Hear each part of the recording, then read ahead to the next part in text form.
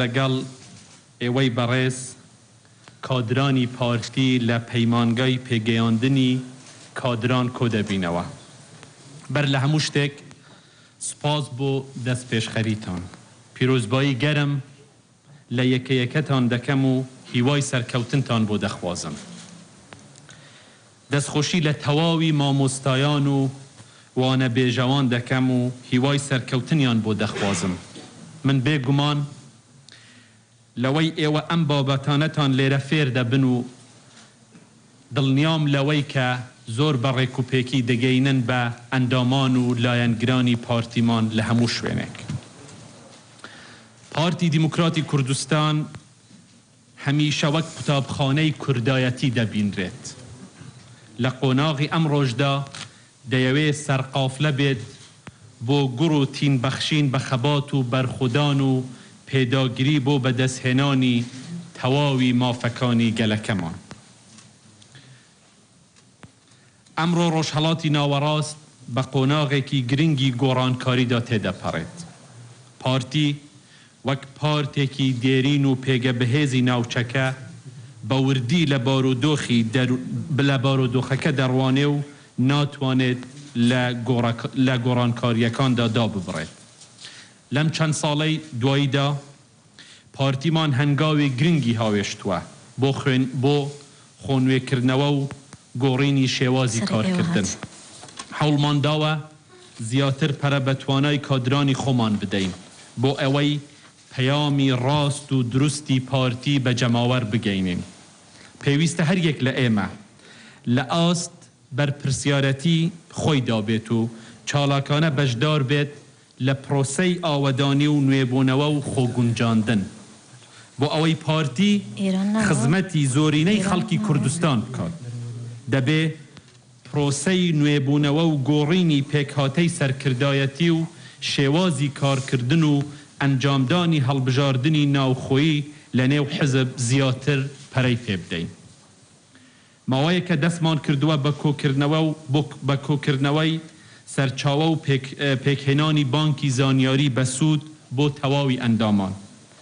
ئەوە دەبێتە مایەی بەهێزبوونی پەیوەندی و گەیاندنی پەیام بەڕاستی و ڕاستەوخۆ بە شێوەیەکی کاریگەر. ئێمە نابینە جێی متمانە و باوەری جەماوەر ئەگەر لە خۆمانەوە دەستی پێ نەکەین.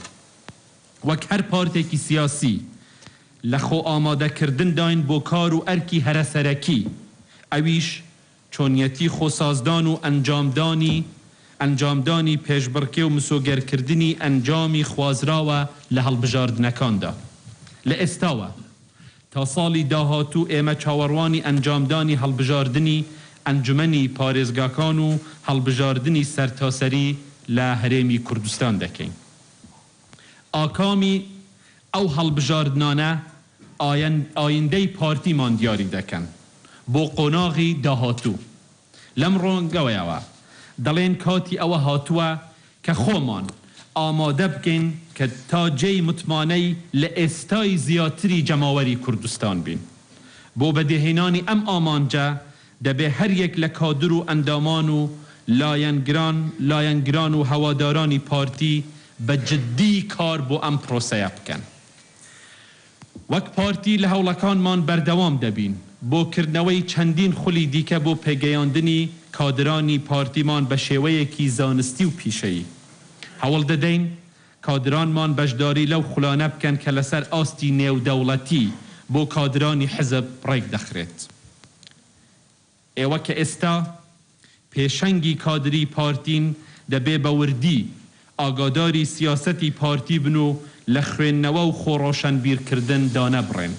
دەبێ ئاستی هوشیاریتان ئەوەندە بەرز بێت لە بەرامبەر هەر ڕوودا و پێشهاتێک بتوانن پشت بە خۆتان ببەستن و لە شوێنی شیاو لە شوێنی خۆیدا خۆتان بڕیار بدەن و چه هەڵوێستێک لە سیاسەتی پارتی دەگونجێت چه ڕەفتارێک خزمەتی گەلی کوردستان دەکات ئەوە بکەن. ئێوە ئاگادارن پارتی وەک حزبێکی دێرین نەتەوەیی و بەهێزترین داکۆکی کار لە ماف و داخوازی جەماوەری کوردستان بەهۆی هەڵوێستی بوێرانە تووشی دەیان کۆسپ و تەگەرەی گەورە بووە. دژمنان بە هیچ شێوەیەک دەستیان لێ نەپاراستووە. بەڵام لە دوای هەر نشستێک پارتی بە متمانەیەکی پتەوتر و ئیرادەیەکی بەهێزتر لە جاران گەڕاوەتەوە گۆڕەپانی خەبات و خەباتی کردووە لە پێناو مافەکانی گەلی کوردستان. و تەنها ئەو سەرچاوەی کە پارتی گەیاندە ئەو مەرحەلە هێز و تەئیدی جەماوەری کوردستان بووە لەگەڵ پارتی. ئێستاش هەوڵی زۆر لە ئارادایە بۆ لەکەدارکردن و شێواندنی ڕاستی و دەستخەرۆکردنی هاوڵاتیان. ئەمڕۆ ئەرکی ئێوەیە، ئێوە قورسترە لە جاران. بە جۆرەها شێوە دژایەتی پارتی دەکرێتن و چەندین دەستگای گەورەش بۆ ئەم مەبەستە خراونەتە گەڕ. بەڵام من لێرەوە دڵنیاتان دەکەم کە پارتی دیموکراتی کوردستان بە بڕوا و متمانەیەکی بەهێز بە پشتگیری و دڵسۆزی جەماوەری خۆڕاگیری گەلەکەمان لە پێشکەوتن بەردەوام دەبێت و هیچ بربستێک ناتوانێ پارتی و جەماوەری کوردستان لە یەکتر جیا بکاتەوە. ئێمە وەک پارتی تێڕوانین و ئەزمون و ئیرادەی سیاسی بەهێزمان هەیە. خاوەن هەزاران کادری باڵا و ئەندام و لایەنگر و جەماوەرێکی بەرفراوانین. لەگەڵ ئەوەشدا نابێ بەوەندە بوەستین، بەڵکو دەبێ هەوڵی بەردەوام بدەین بۆ زیاترکردنی ژمارەی ئەندامانمان و بەدەستهێنانی متمانەی دەنگدەران لە هەرێمی کوردستاندا. دەبێ شێوازی گەیاندنی پەیامی خۆمان تازە بکەینەوە. بەڕوونی بیگەینینە ئەو کەسانەی کە تا ئێستا لێیان دوورین یان سەر نەکەوتوین لەوەی ببینە جێی متمانە و باوەڕیان. ئێمە نابێ هیچ کات ڕێ بدەین بە خۆمان گلەی لە جەماوەری کوردستان بکەین، بەڵکو دەبێت بوێرانە و ڕاستگۆیانە لە خۆمان بپرسین بۆ تا ئێستا لە هەندێک بوار لای هەندێک کەس سەرکەوتو نەبووین لەم وڵاتەدا. دەبێ بە خۆماندا بچینەوە، کەم و کوڕیەکانی خۆمان دەستنیشان بکەین و ئەو کەم و کوڕیانە دوای دەستنیشانکردنی ببنە هێزێکی تر بۆ گەیاندنی پەیامی ڕاستەقینەی پارتی بە جەماوەری کوردستان. پارتیمان شانازی بە مێژووی پڕسەروەری خۆی دەکات. شانازی بە مێژووی پڕسەروەری خۆی دەکات و خەبات و قوربانیدانمان لە ڕابردوو سەرمایەیەکی گرنگە بۆ گەنجاوان و لاوانی ئەمڕۆی کوردستان.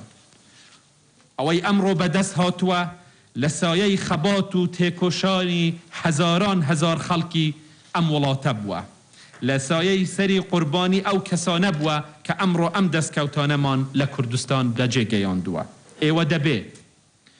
ئێوە دەبێ بۆ هەموو لایەک بسەلمێنن کە پارتێکی کراوە و بڕوا بەخۆیە و دەتوانێ ئایندەیەکی گەش و وڵاتێکی ئاوەدان و ژیانێکی خوشگوزەران بۆ گەلەکەمان دەستەبەر بکات.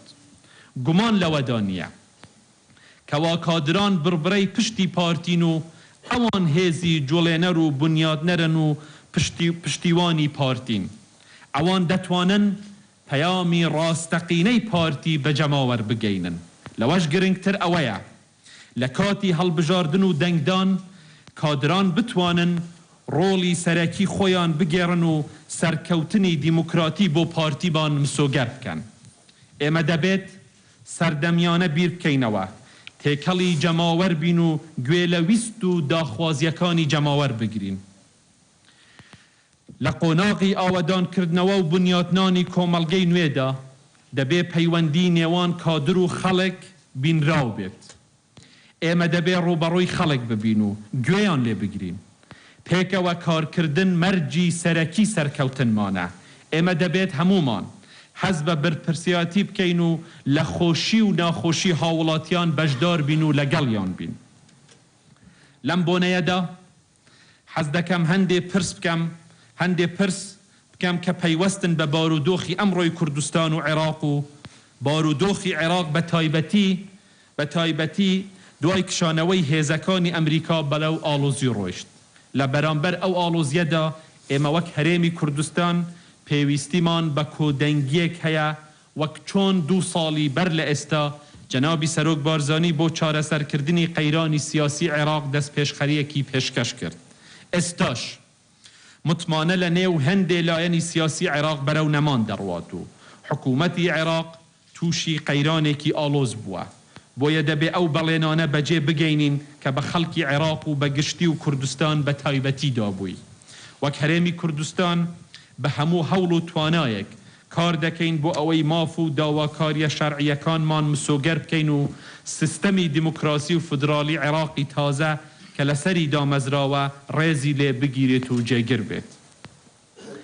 ئەگەر هەندێ لایەن لە بەغدا کار بکەن بۆ پشتگوێ خستنی مافی ڕەوا و پێگەی دەستوری و ئایندەی گەلەکەمان، ئەوە وڵات بەرەو ئایندەیەکی نادیار دەبن. پارتی دەبێت لەگەڵ هێزی دیموکرات و پاڵپشتی دەستوری عێراق ڕێ لەو جۆرە مجازفانە بگرێت. هەرچەند ڕووبوونەوەی زۆرمان لە پێشە، بەڵام حەز دەکەم پەیامی ئومێدبەخش و گەشتبینەنەتان پێڕا بگەیەنم. هەموو لایەک دەرک بەوە دەکەن کە تا ئێستا پێشکەوتنی زۆرمان بەدەست هێناوە، لەو ئامانجانە نزیک بووینەتەوە کە گەلەکەمان خەباتی بۆ کردووە و قوربانی داوە لە پێناویدا. ئەمڕۆ پەرە بەو خەونە دەدەین کە زیاتر لە نیو سەدەیە بۆ تەهاندەری خەباتی ئێمە، ئەویش ئازادی و دیموکراتی و بەدەستهێنانی تەواوی مافەکانی گەلی کوردستانە. ئەمڕۆ کوردستان لە ڕووی سیاسی و کۆمەڵایەتی و ئابووریەوە پێشکەوتووە. لە ڕووی سەروەری یاسا و ئازادی و دیموکراسی و مافەکانی مرۆڤ لە گەشەسەندنی بەردەوامدایە. ئێمە نکۆڵی لەوە ناکەین کە کەم و کۆڕی هەیە، بەڵام دڵنیاین لەوەی کە ڕێگەیەکی ڕاستە و ئەوەی کە گرتومانە و بەردەوام دەمین بۆ جێبەجێکردنی ئەو هەدەفانە. ئێوە وەک کادرانی پارتی دەبێ خاوەن پەیامی ڕاستەقینە بن کە پارتی نەک تەنها بڕوای بە دیموکراتیەت و پێکەوە ژیان هەیە، بەڵکو پەیرەوی دەکات و کار دەکات بۆ بەدیهێنانی ئامانجە نیشتیمانیەکانی. ئێوە کادران دەتوانن ئەو متمانەیە لە نێو خەڵکدا دروست بکەن بۆ ئەوەی جەماوەری کوردستان بە بڕواوە دەنگ بۆ پارتی و ئایندەی سەقامگیر و ئاوەدانی کوردستان بدات. ئێمە دەبێ ئەوە بزانین کە ئەم سەردەمەی ئەمڕۆ ئەوەی کە لە نەتیجەدا بڕیار دەدات سندوقی دەنگدانە. خۆتان دەبێ بۆ ئەوە ئامادە بکەن.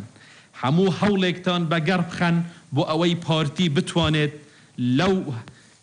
لەو کارەدا سەرکەوتوو بێتن و جەماوەری کوردستانیش پشتیوانی بن و بۆ ماوەیەکی درێژیش بەردەوام بێت.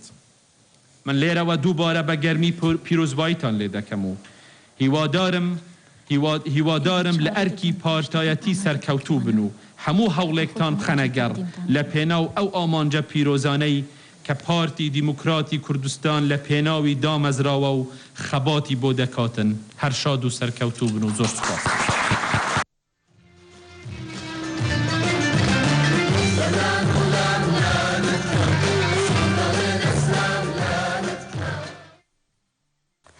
لەلایەکی دیکەوە هەر ئەمڕۆ لە هەولێر بەڕێز نەچیروان